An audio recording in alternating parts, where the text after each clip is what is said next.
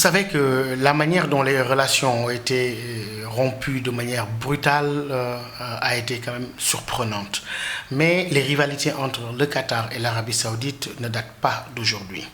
Quant à l'accusation de financement du terrorisme, en tout cas de soutien à des mouvements islamistes, on reproche en fait au Qatar de soutenir les frères musulmans et vous savez leur guide spirituel aujourd'hui Youssouf Al-Qaradawi et au Qatar à travers la chaîne Al Jazeera, à travers beaucoup d'autres canaux de communication. Donc le Qatar est un pays qui gêne, qui veut essayer de développer une démocratie un tant soit peu, peut-être musulmane, mais avec le système des frères musulmans, avec des États modernes.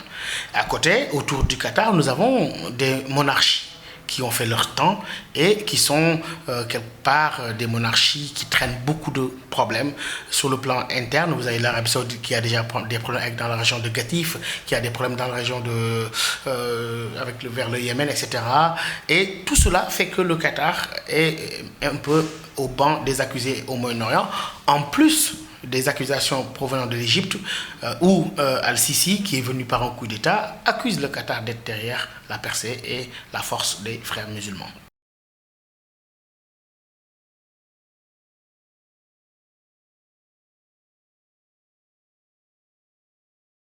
Vous savez, le paradoxe du Qatar, c'est que c'est un pays qui est un nain géographique, mais un géant diplomatique. Le monde a changé. Et aujourd'hui, au regard de l'évolution des relations internationales, la logique d'influence a suppléé à la logique de puissance.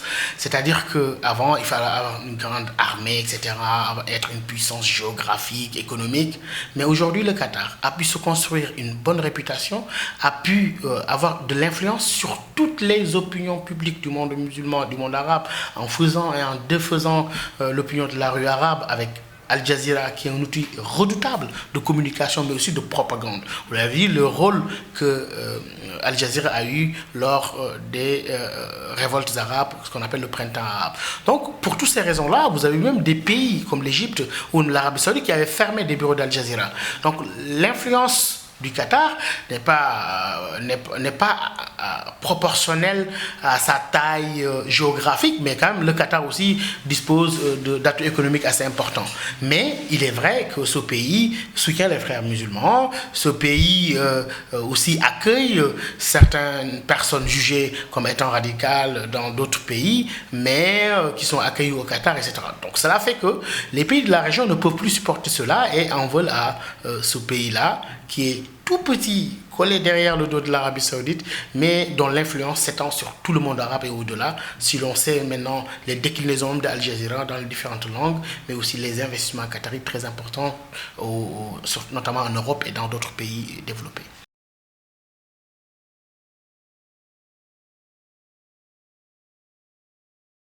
Vous savez, il y avait quelque chose d'assez surprenant dans le sommet de Riyad. Ce sommet en grande pompe auquel nos chefs d'État ont participé. Le 21 mai dernier. Et oui, et le sommet du 21 mai avec nos chefs d'État et d'autres chefs d'État du monde musulman qui sont rencontrés à Riyad. Pour dire quoi? Qu'ils sont en train de combattre le terrorisme.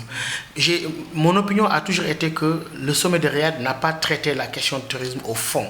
C'est-à-dire que la question idéologique qui à la base a été complètement éludée de ce sommet-là et on a pointé un doigt accusateur vers l'Iran, certainement pour faire plaisir à l'allié saoudien, grand acheteur d'armes et qui essaye de s'armer et de pouvoir terroriser ses autres voisins.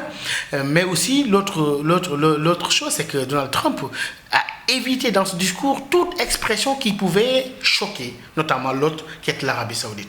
Son discours, si on le compare par exemple au discours d'Obama, qui était beaucoup plus ouvert en 2009 dans l'enceinte de l'université Al-Azhar, mais là, Trump choisit l'Arabie Saoudite pour remettre l'Arabie Saoudite en scène, pour dire que voilà, c'est la puissance du Moyen-Orient, c'est le pays symbolique pour tous les musulmans, renfermant la Kaaba, le mausolée du prophète, c'est le pays de la révélation.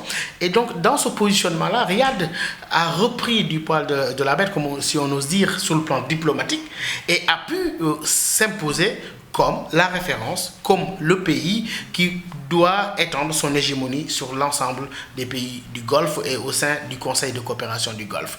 Donc, mais pendant ce sommet, on n'a pas parlé de salafisme, on n'a pas parlé de wahhabisme, et tout le monde sait quelle est l'origine de l'idéologie qui anime Daesh, Al-Qaïda, Boko Haram et les autres.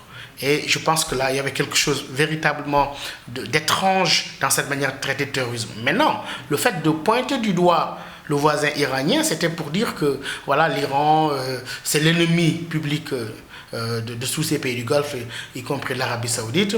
Mais c'est une manière aussi très dangereuse de la part de Donald Trump de vouloir confessionnaliser la lutte contre le terrorisme.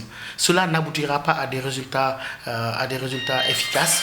Et cette manière de vouloir confessionnaliser la lutte contre le terrorisme, cela amènera beaucoup de problèmes dans le Moyen-Orient si l'on sait les équilibres très fragiles dans ces pays-là. On n'a pas encore fini avec la Syrie, ni avec l'Irak, mais aussi avec d'autres puissances environnantes.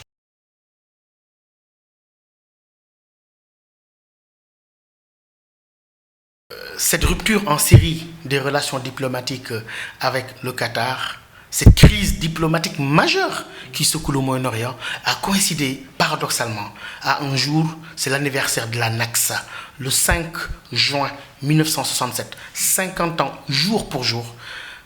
Israël venait d'anéantir l'armée la plus puissante du Moyen-Orient, l'Égypte, en occupant le Golan, la Cisjordanie, Jérusalem-Est et d'autres, en étalant complètement sans puissance, en s'imposant comme la véritable puissance. Maintenant, il y a la lutte contre le terrorisme et cette focalisation sur la Syrie pour des raisons géostratégiques a fait qu'on a négligé des foyers importants tels que par exemple la question palestinienne.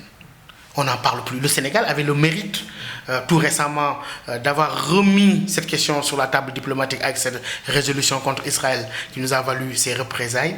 Mais c'est une cause aujourd'hui oubliée. L'attention est complètement détournée du règlement du conflit israélo-palestinien qui, à mon avis, est l'épine dorsale du problème au Moyen-Orient. On est focalisé sur la Syrie, sur l'Irak, sur les intérêts géostratégiques, sur la lutte contre le terrorisme.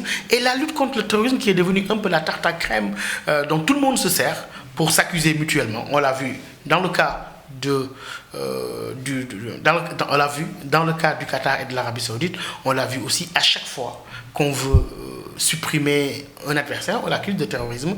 Et cela, à mon avis, ne se rend pas service à la lutte contre le terrorisme qui est une affaire sérieuse, qui doit se faire de manière inclusive et de manière objective. Et on va aller vers des lendemains assez sombres, à mon avis, au Moyen-Orient. Maintenant, il reste un brin d'espoir. Je crois que les deux pays qui pourraient faire revenir leurs voisins à la raison, ce serait peut-être le Koweït. Je compte beaucoup sur le Koweït, mais aussi le sultanat d'Oman.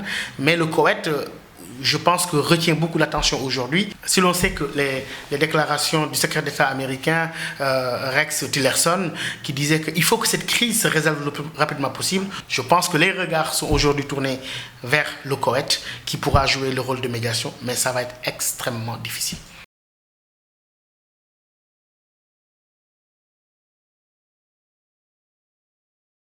Oui, la confessionnalisation de la lutte contre le terrorisme, cette faille sur laquelle les États-Unis et d'autres puissances veulent compter pour mieux défendre leurs intérêts au Moyen-Orient, cela est porteur de gros risques.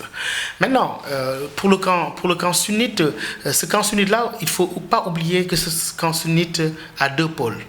Il y a certes l'Arabie Saoudite, avec le pouvoir symbolique de détenir la Kaaba, le mausolée du prophète, être la terre de la révélation, mais aussi il y a l'Égypte, avec Al-Azhar, où, d'ailleurs, c'est pour cela que Obama, lui, avait choisi de faire son discours au monde musulman à Al-Azhar, où cette université renferme pas moins de 80 nationalités du monde musulman.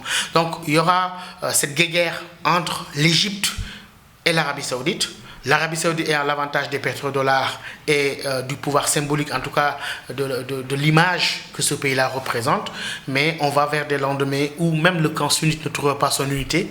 À titre d'exemple, le Qatar et même d'autres puissances vont s'extraire de cette force-là qui combattait avec l'Arabie Saoudite au Yémen contre les Houthis.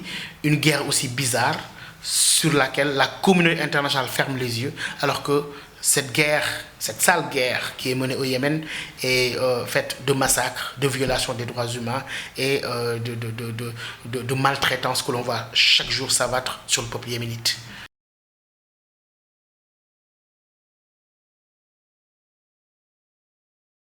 Je l'ai toujours dit, comme lors de la précédente crise au Yémen, lorsque on s'apprêtait à envoyer des soldats au Yémen. J'avais dit que le Sénégal, la voix du Sénégal est un joker pour la paix. C'était pour cela que j'avais dit aussi que le Sénégal est l'un des rares pays au monde, dans le monde musulman à pouvoir parler à tous les pays du monde musulman. Le Sénégal peut parler à l'Égypte, le Sénégal peut parler à l'Iran. L'Iran ne peut pas parler, ne peut pas parler à l'Arabie Saoudite, l'Irak ne parle pas au Koweït, etc. Donc le Sénégal a une posture spéciale.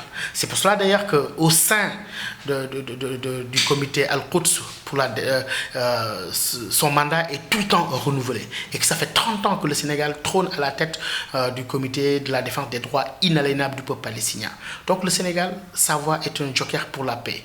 Son rôle, je pense que c'est de voir avec quels alliés dans le Moyen-Orient, au sein du Conseil de coopération de Golfe, pour les pays qui en restent, qui ne sont pas encore dans la crise, il pouvait impulser une dynamique de dialogue et par le biais de l'OCI, par le biais d'autres canaux de médiation, arriver à convaincre ces puissances du Moyen-Orient-là à revenir à la raison, parce que l'équilibre même du monde musulman, l'équilibre du Moyen-Orient dépend de l'équilibre de ces pays-là.